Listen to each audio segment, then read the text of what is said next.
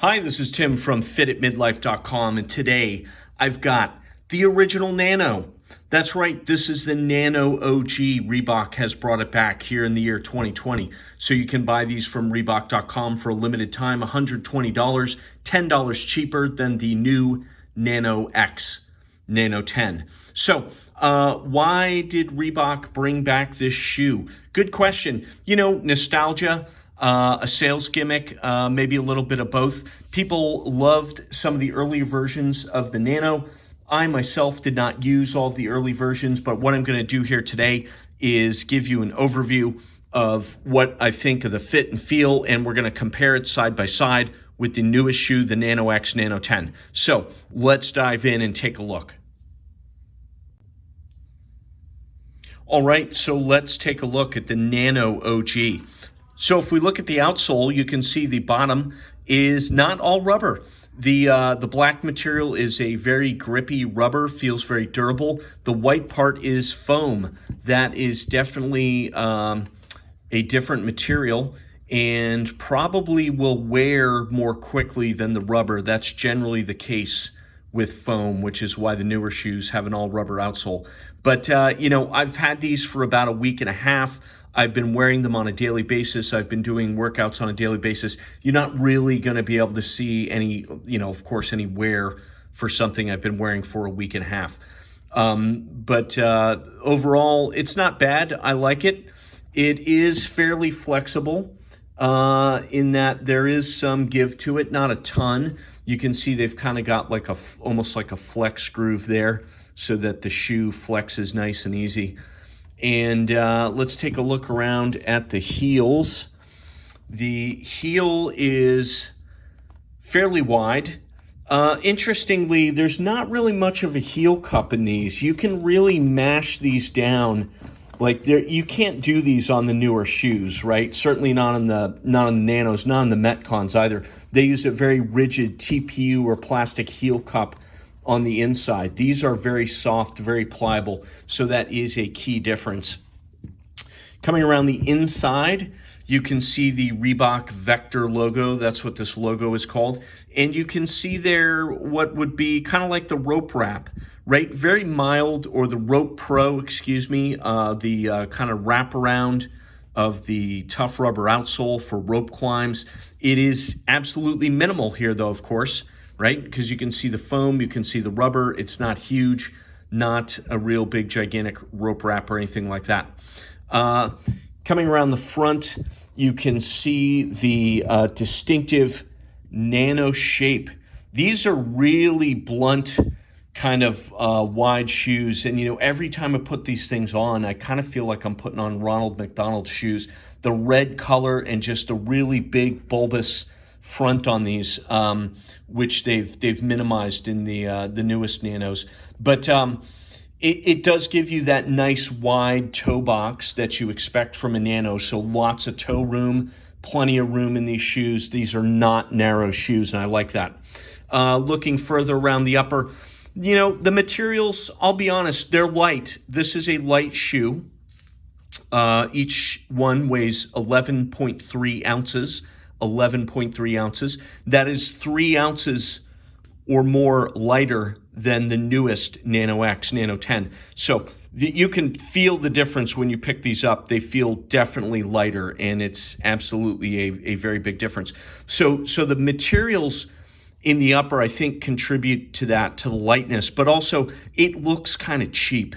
You know, this looks cheap. This looks and feels cheap.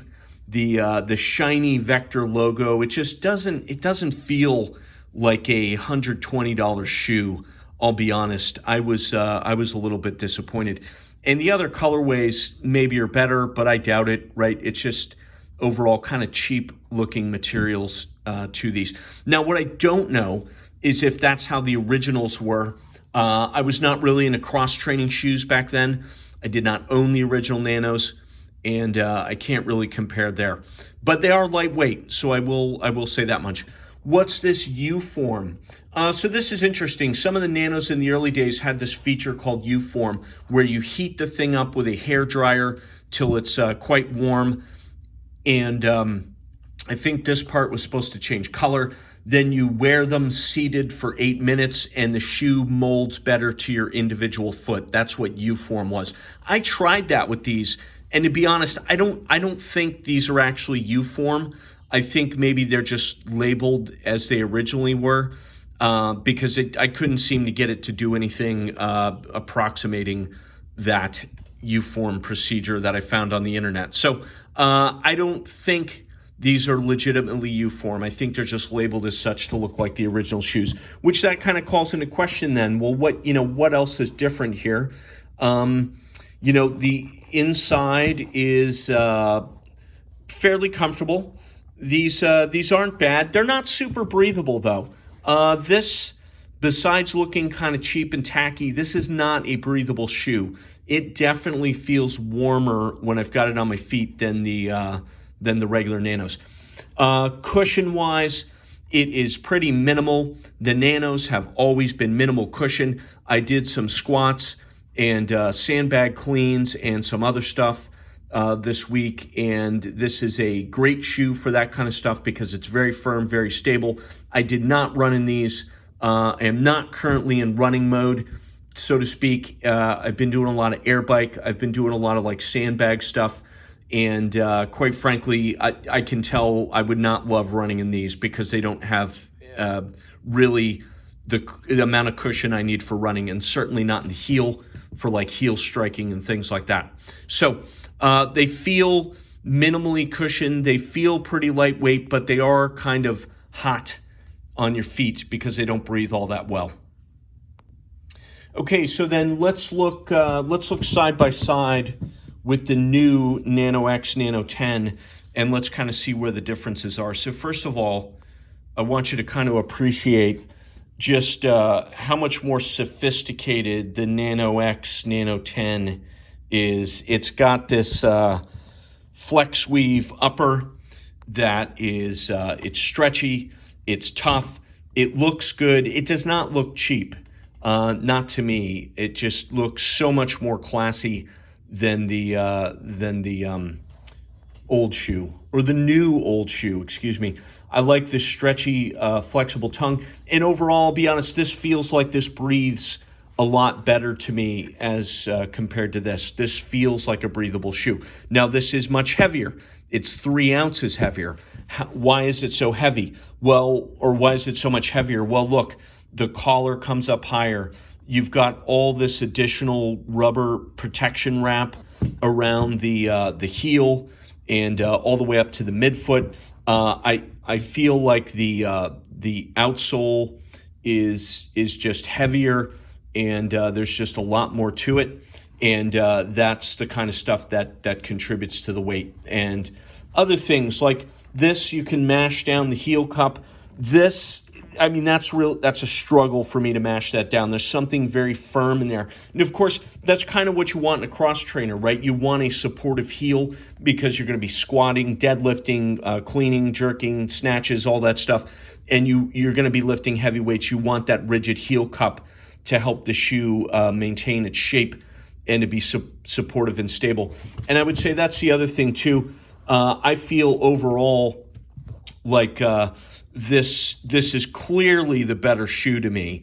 I just like this a lot more because of the breathability, the stability. Even though it is heavy, it is significantly heavier. You see the little rope pro area, similar to what's on the Nano OG. And I don't climb ropes, so I can't comment on the effectiveness of that.